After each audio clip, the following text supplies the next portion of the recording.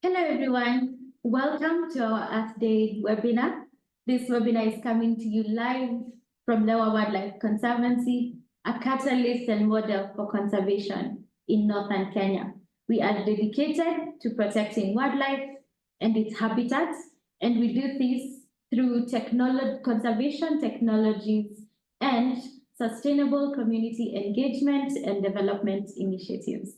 Thank you for making time to be with us today. My name is Joy, and I will be your host. Before we dive in, I'd like to take care of some housekeeping. Firstly, I'd like to inform you that this webinar is recorded, and we will use it for training purposes. Secondly, I'd like to encourage you to be engaging and engage us and Dominic, our keynote speaker, using the question and answer feature at the bottom left of your screen.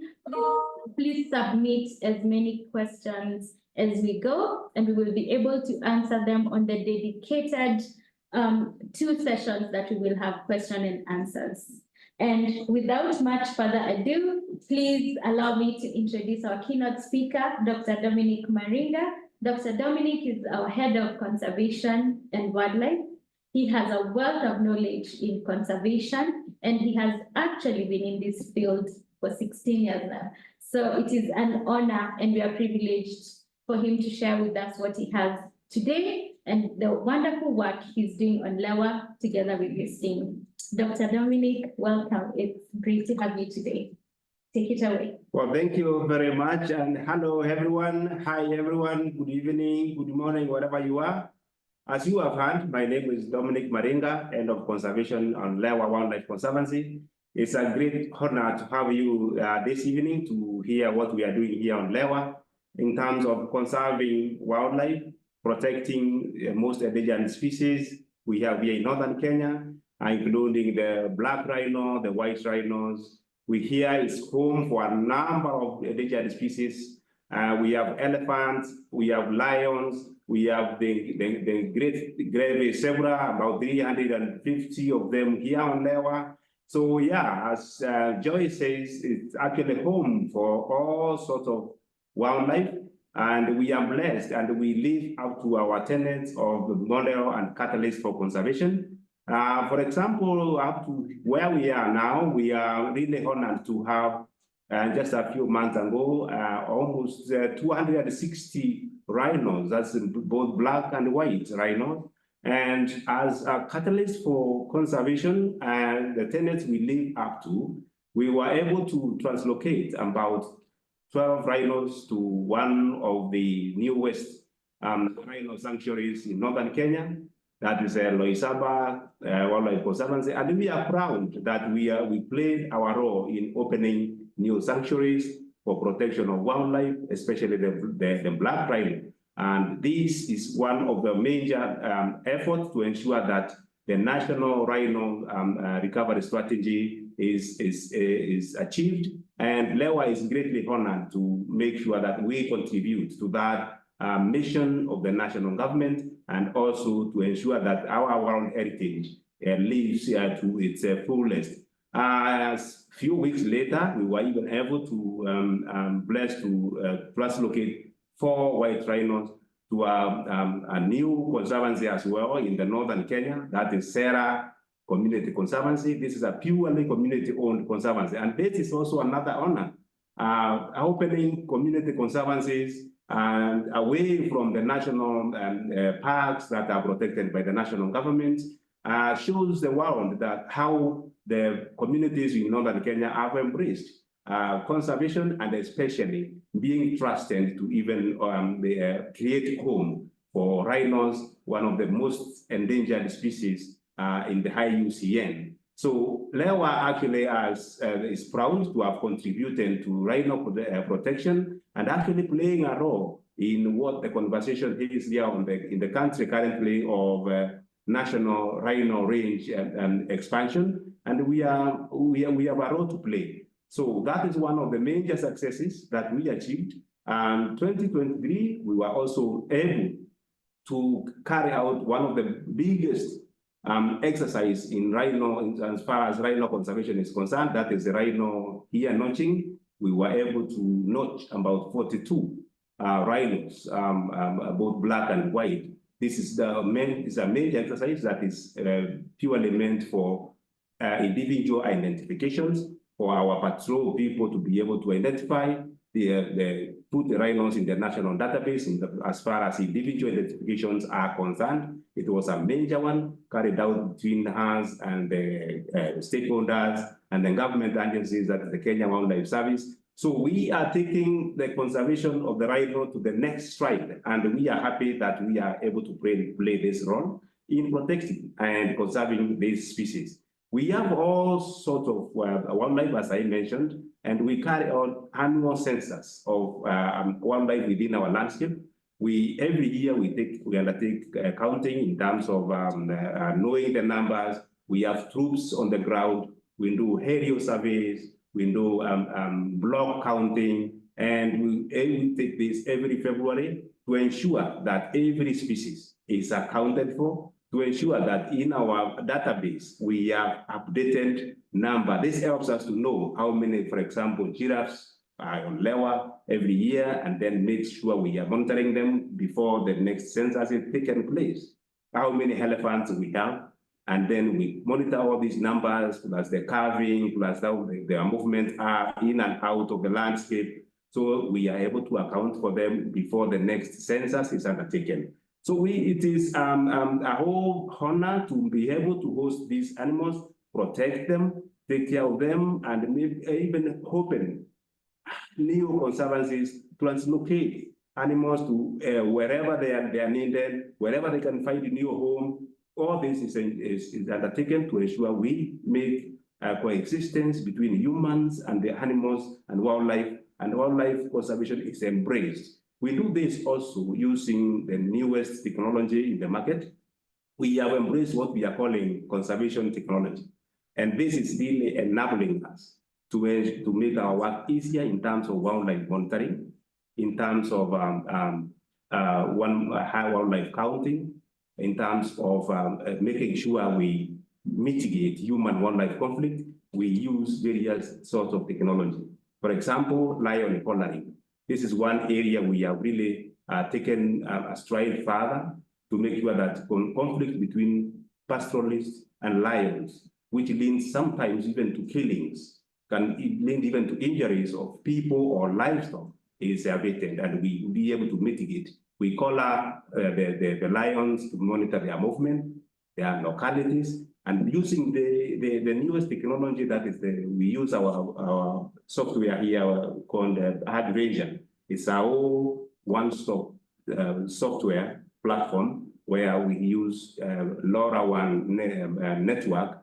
When we have a LoRaWAN collar, for example, on a lion, we are able to trace the movement of such a lion, which is collared with the LoRaWAN sensor, and be able to tell the pastoralist, oh, today there is a group of lions near your area, so make sure you are careful and you're on the lookout. That is one success we have made in mitigating human-wildlife conflict. Also, technology is enabling us to also make sure our security of wildlife is well monitored by using the newest sensors for patrols. We can be able to see the entire conservancy, how our patrols are being undertaken, how many kilometers, for example, we are covering in terms of patrolling using technology. It's not something that hearsay, it is automated. And you are able to say, oh, this corner of the conservancy today is not patrolled, and a manager can take action. You are able to see through a map and downloaded from such kind of technology.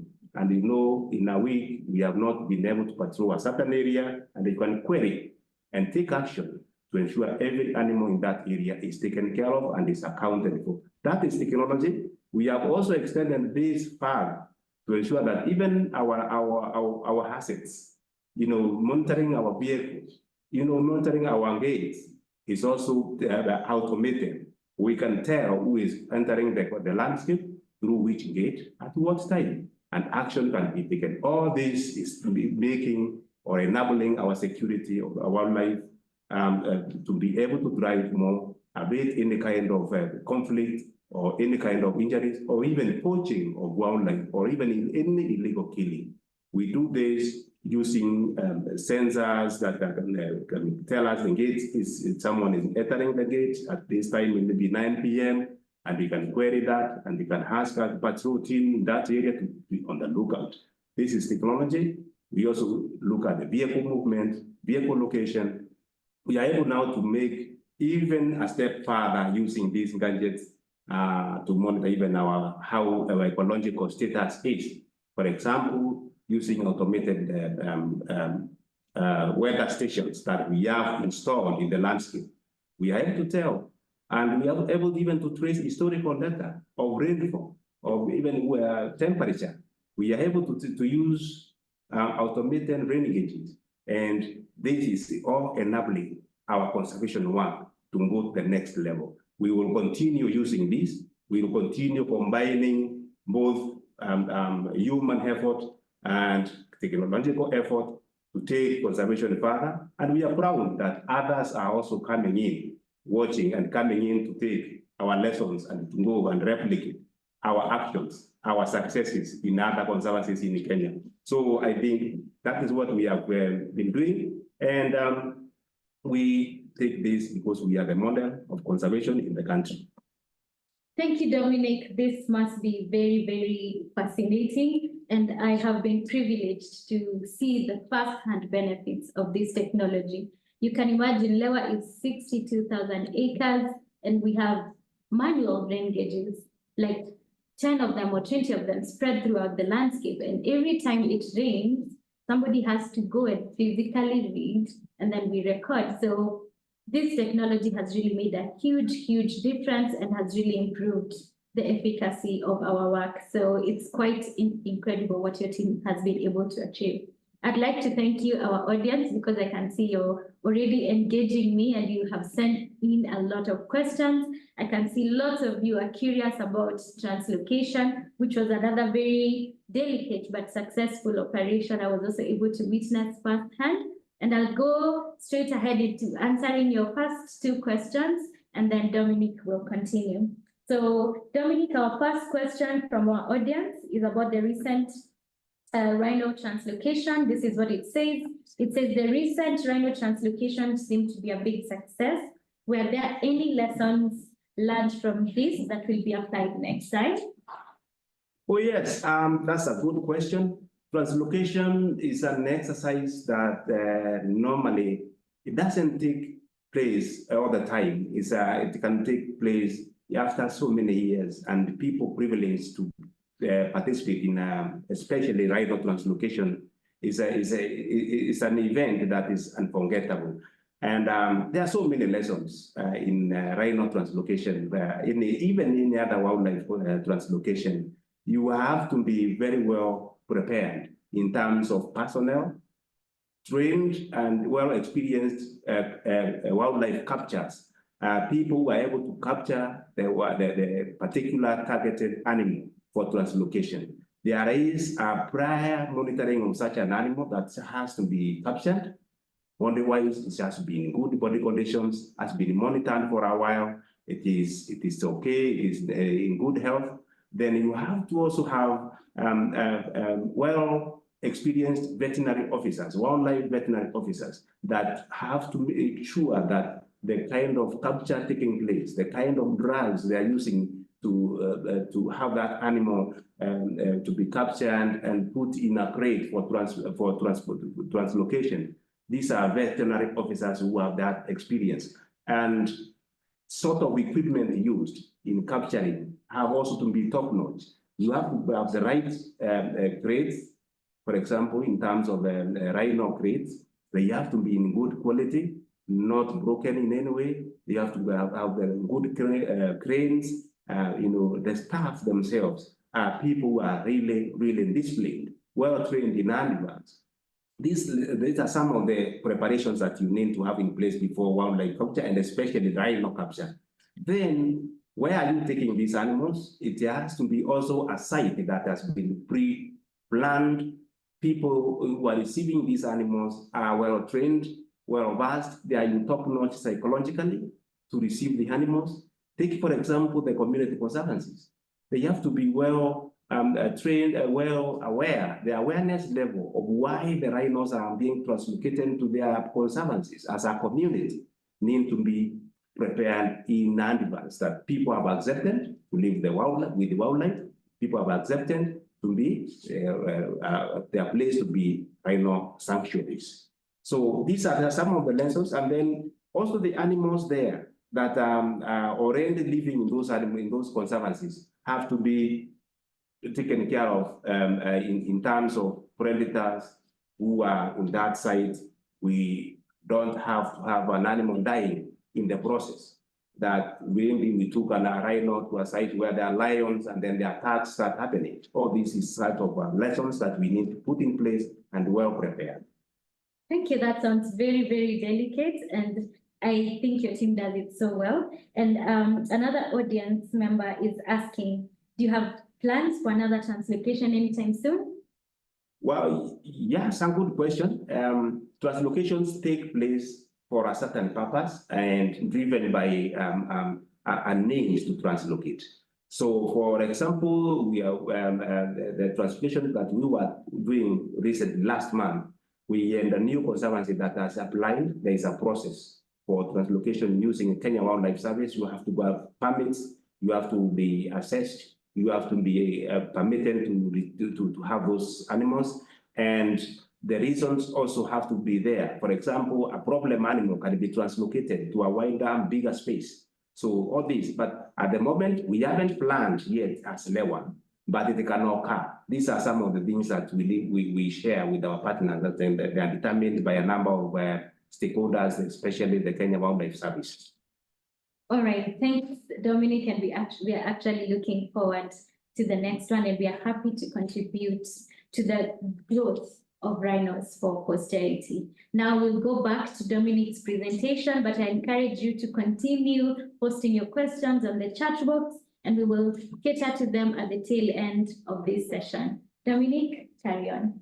Thank you very much. So I just wanted to also to bring the attention of the audience, my audience tonight, that these some of the areas that we take our success has been also associated by the way we take care of the ecosystem. For example, we have sometimes experienced challenges like, for example, the climate change, and these are all coming out and affecting in one way or the other the population of wildlife that we have in the landscape. And we prompted to be thinking as a model of how we can have our people around able to understand these changes, able to understand why wildlife need water, they need forage, and why they move between one landscape to another. And why we need, as conservators, to have viable wildlife corridors that are working, the connectivity between ecosystem to the other. And though we thought about it, and we know that we have to make sure our landscape has got that level of awareness in terms of hydrology, in terms of climate change, in terms of weather conditions. We took up, for example, from last year, for the last 2 years, we undertook a survey, a hydrology survey in the entire landscape to ensure that we can account for every drop of water that is in the landscape, and we be able to make sure that this is understood by our people, the groundwater levels, the abstraction levels, the need for both human and wildlife need to be understood. That is why we went out, took up the hydrology survey for 1.5 years, and very recently, actually a few weeks ago, we proudly launched that report that was able to tell us what kind of surface water we have, what amount of groundwater we have, how about weather and climate conditions in our landscape. All this is just geared to tell our people to prepare themselves for changes that are going to. This is an area which is prone by drought. Every 2 years, there is drought. Every 2 years of good times, there is another 2 years or so of hard times. So this is going to inform the people, and it is going to, there were so many recommendations that came out of this kind of surveys.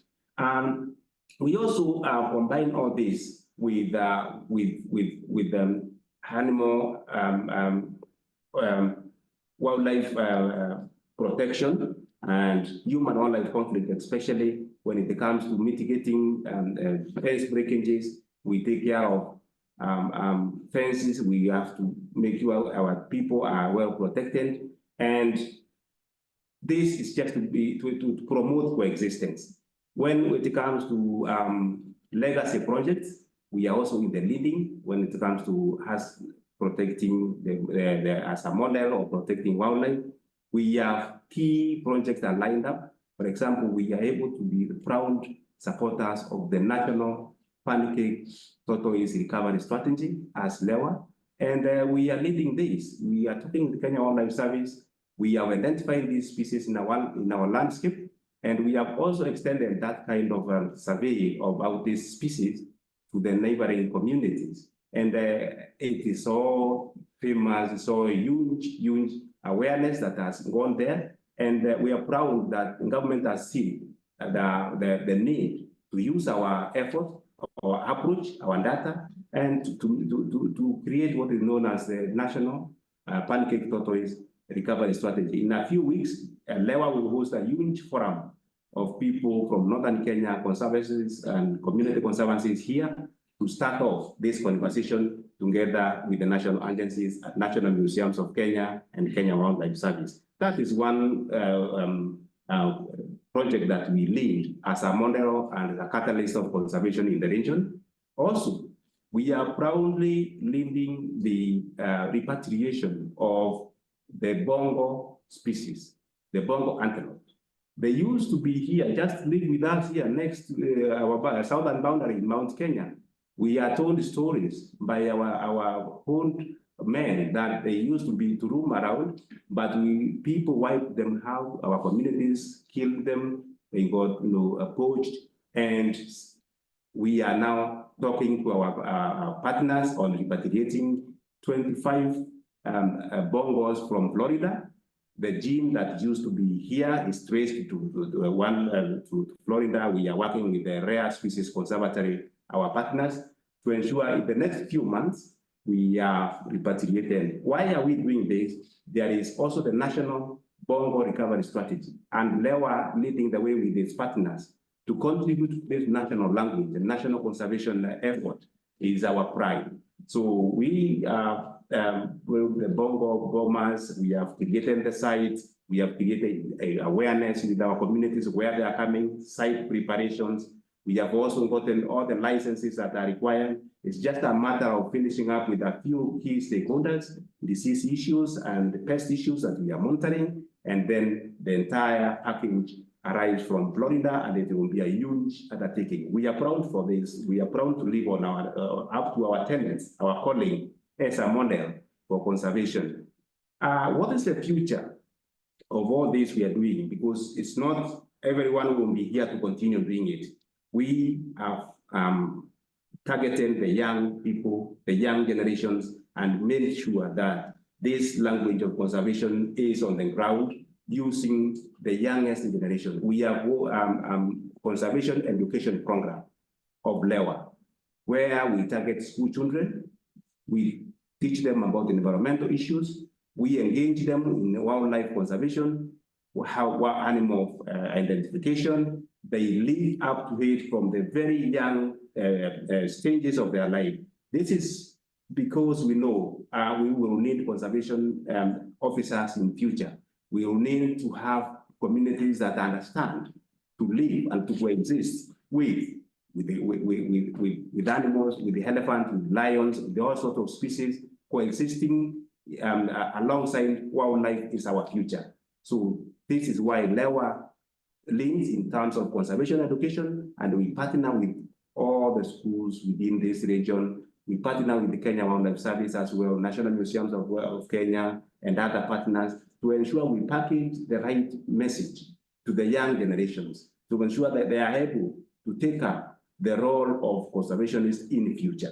That is the future of conservation, and I'm glad that we are taking that step forward, and our people are really supportive of all this, and we will continue as a model, as a catalyst of conservation, Lewa, lead in this region in terms of wildlife conservation, wildlife protection. I'm glad to say that the language of poaching and killing of animals is going to end very, very soon. It's ending, and you can see thriving of key species like from the black rhino, white rhino, even lions, the predators. And this is very good for our society. Thank you. This is exciting, and I'm particularly interested and excited to receive the mountain bongo back to our landscape. I can see our audience is very switched on, and we have very many questions, but we will try answer as many questions as we can in the next 10 minutes.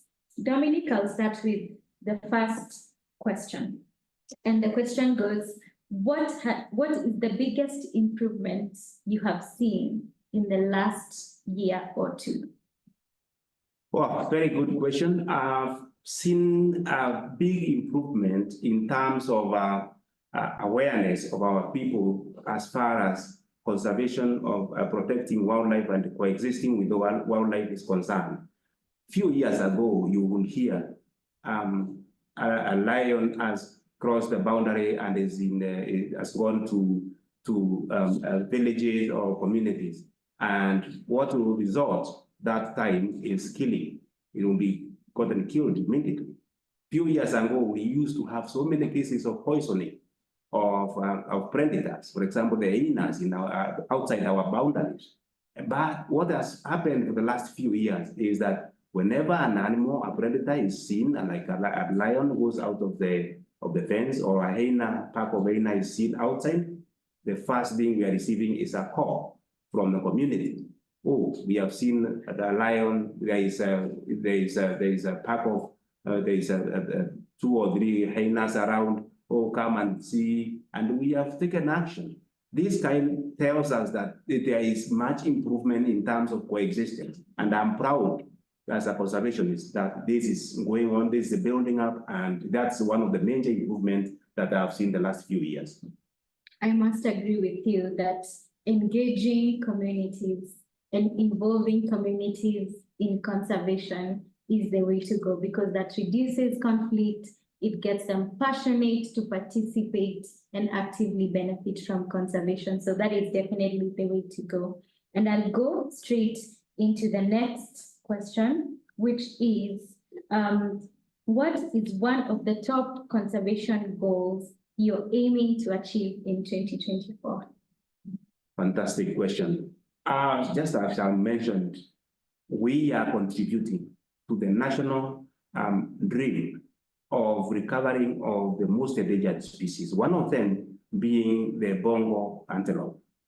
Lewa is privileged with its partners to take the first gear in towards this by repatriating the 25 Bongo antelopes in the next few months. That is the biggest dream that I have, we have seen. It is within the atmosphere on Lewa at the moment is top-notch for receiving the 25. There's one big goal. We know we will contribute to the national agenda. We will help the national government, and it is a huge occasion.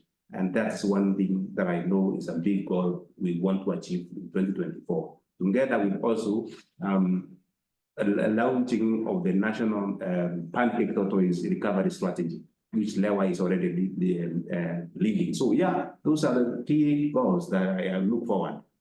Fantastic. And I'm looking at the time, and we might only have one more question, so I'll go straight into it. And our audience member asks, what is the biggest challenge currently facing Lewa and the work being done there? Biggest challenge, challenges are always there, and financial challenges for conservation, equipping, and other operational costs. But the biggest challenge also we are living with is the issue of effect of climate change. And this causes anxiety. Quite a lot of time we face animals getting trouble in looking for grass. There is no water, there is no grass.